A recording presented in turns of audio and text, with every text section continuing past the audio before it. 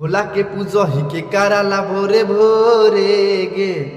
छौड़ा सिही बजी से मांगो ही औ तोरे रे छौड़ा सिही बजी से मांगो ही औ तोरे रे दूल्हा मिलत तोहरा गोरे गोरे गे दूल्हा मिलत तोहरा गोरे गोरे गे अंकुशावा सिही बजी से मांगो ही औ तोरे रे अंकुशावा सिही बजी से मांगो ही औ तोरे रे जे हो तोर सपनामा पूरा करतौ महादेव गे मने मने मान लियौ तोरा पति देव रे जे हो तोर सपनामा पूरा करतौ महादेव गे मने मने मान लियौ तोरा पति देव गे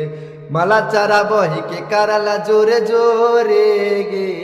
मला चारा बही के कराला जोरे जोरे गे छौड़ा सिही बजी से मांगो ही औ तोरे रे छौड़ा सिही बजी से मांगो ही औ तोरे रे तपस्या तोर बेकार नाही जैतौ गेल भारावा तपस्या तोर बेकार नाही जैतौ गेल भारावा अरे तोहरे घरे अइबौ हम छौरा सदिया कर के अरे तोहरे घरे अइबौ हम सदिया छौरा कर के भोला के पूजो ही के कराला भोरे भोरे गे भोला के पूजो ही के कराला भोरे भोरे गे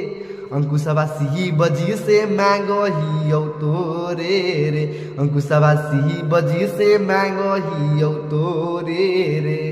तो सर कल महाशिवरात्रि है,